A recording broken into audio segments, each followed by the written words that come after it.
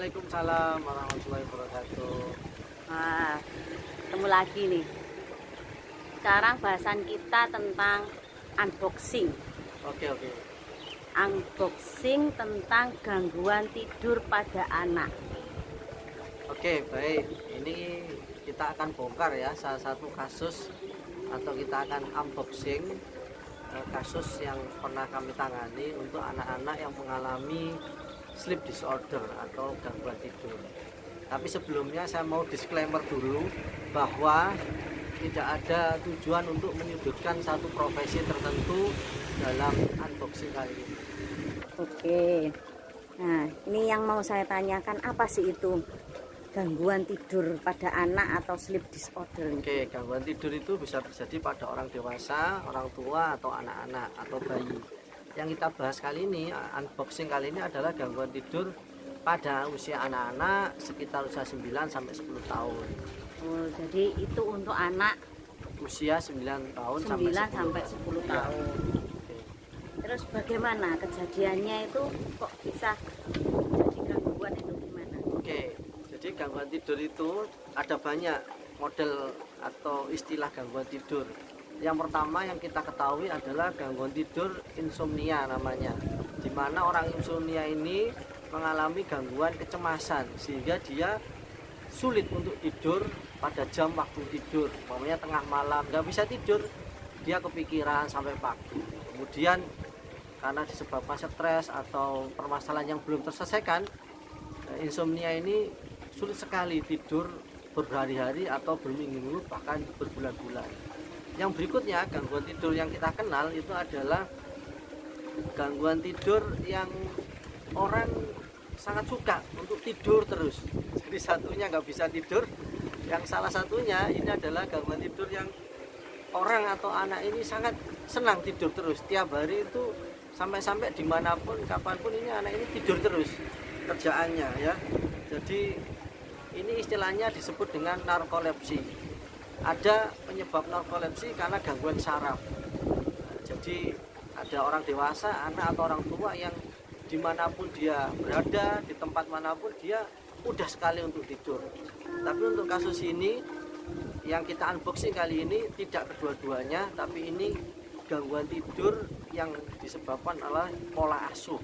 Ya, pola asuh, pola apa istilahnya kegiatan di mana anak-anak mengalami kegiatan tidur yang salah polanya, sehingga pada kenyataannya itu ketika mereka belajar pada waktu sebelum pandemi kejadian ini itu sekitar jam 9, jam 10 ketika waktu jam istirahat anak tambah milih tidur di bangku, di meja, di lantai, dia tidur aja sampai nanti siang pelajaran selesai atau pulang dia sukanya tidur di dalam kelas.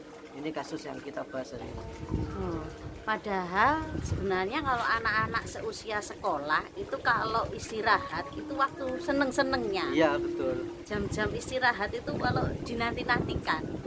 Anak ini enggak, malah milih tidur di Iya, kelas. tidur Jadi lelap. enggak main sama teman-temannya. Tidak main sama Itu teman-temannya. apa penyebabnya? Ya, penyebabnya ini awal kita lakukan seperti biasa, yaitu observasi atau diagnosa secara fisik dan psikis. Secara fisik ternyata tidak ditemui dua hal tadi, insomnia ataupun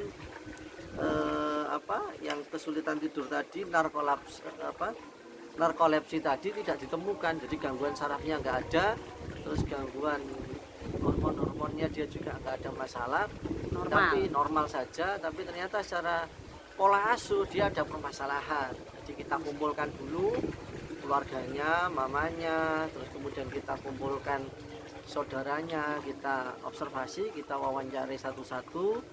Ternyata alhamdulillah kita dapat menemukan informasi seputar tentang kebiasaan anak ini waktu di rumah. Inilah yang menjadi penyebab ketika di sekolahan dia setiap jam 8 sampai jam 10 atau sampai nanti siang dia suka sekali tidur di kelas. Terus bagaimana waktu itu Abi nanganinya gimana? Iya, solusinya bagaimana? Jadi pertama itu kita temukan pencetusnya dulu. pencetusnya itu ternyata, mohon maaf, itu adalah dari ART. Oke, jadi ada permasalahan dalam pola asuh orang tuanya. Di sini yang saya mau tekankan adalah ART ya, tidak ada maksud untuk menyudutkan satu profesi tertentu. Jadi di sini ART atau asisten rumah tangga ini mempunyai pola kebiasaan memperlakukan anak ini. Jadi informasi ini kami dapatkan setelah observasi dan konseling dengan mamanya atau orang tua dari anak yang kami tangani ini. Jadi di rumah ternyata setiap kali ditinggal oleh mamanya, ditinggal oleh ayahnya kerja, anak-anak dititipkan ke ART, ya kan? Sedangkan ART harus mengerjakan pekerjaan rumah, menyelesaikan mencuci, membersihkan rumah, kemudian membuat makanan dan seterusnya.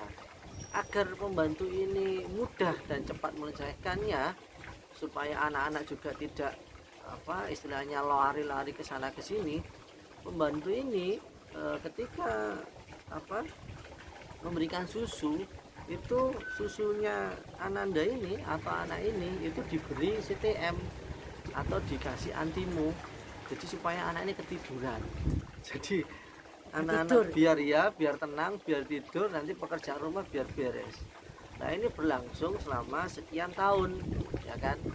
Setelah ketahuan oleh keluarganya atau ayah dan ibunya, maka ART ini akhirnya dihentikan. Ketika sudah dihentikan ini, efek sampingnya waktu kecil itu dilakukan, ketika dia umur 9 sampai 10 tahun ini masih terbawa sampai ketika dia sekolah. Jadi terbawa hingga sekarang, ketika pelajaran atau ketika istirahat dia merasa ngantuk dan ingin tidur.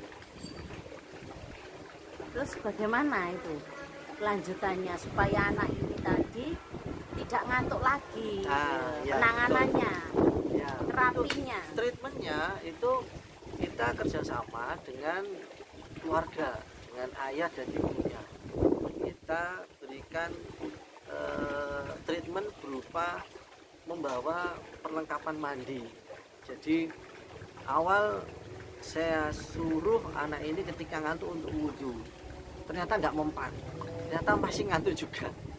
Akhirnya kita kerjasama dengan orang tua membawa peralatan mandi dan pakaian, contohnya bawa handuk, terus kemudian bawa sabun, sampo dan sikat gigi. Itu satu paket dibawakan. Kemudian juga ada ganti untuk seragamnya. Itu kita minta orang tua untuk membawa double. Jadi ketika jam-jam mengantuk itu, Ananda ini saya bantu atau saya arahkan untuk ke toilet di dekat ruang guru atau dekat kelasnya untuk mandi dulu. Jadi mandi sekitar 10 menit atau 15 menit mandi, habis itu seger baru masuk kelas lagi. Alhamdulillah dia bisa terjaga dan bisa ikut pelajaran sampai tengah atau sampai siang hari sampai pulang. Tapi itu prosesnya tidak sekali. Jadi anak-anak ini ketika ngantuk kita mandikan atau dia mandi sendirilah ya. Jadi kita hanya arahkan saja, kita dampingi kamar mandi. Hari Senin ngantuk, hari Selasa kita mandikan lagi sampai seminggu, 2 minggu, 1 bulan kemudian alhamdulillah kebiasaan ngantuk di jam 9 dan 10 itu sesuai dengan laporan dari wali kelasnya akhirnya berkurang. Dan ketika naik kelas ke kelas yang lebih atas, perilaku tidur ketika jam 9 jam 10 ini bisa tertangani dengan baik. Alhamdulillah. Iya, kalau bisa tertangani kan bagus. Ya, kalau saya itu beda. Susah tidur, susah bangun. Ya, itu nanti ada treatment yang lain. Oh, ada treatment yang lain ya. Ya. Nanti kita unboxing lagi. Ya, kita unboxing lagi untuk kasus yang lain. Terus closing ini, Pak. Ya. Abi. Ya, baik. Jadi untuk para orang tua kita harus istilahnya antisipasi. Kita juga harus mengamati pengalaman dari keluarga ini. Ketika sudah ada usia sekian tahun baru menyadari, baru mengerti kebiasaan pola asuh yang diterapkan oleh ART-nya. Ya, jadi kita juga harus aware, harus dekat dengan anak-anak. Bagaimana tumbuh kembang mereka itu kita amati. Kalau ada sesuatu yang berbeda, maka harus segera kita cari kira-kira ini penyebabnya apa. Jangan sampai sudah kebablasan baru ketahuan.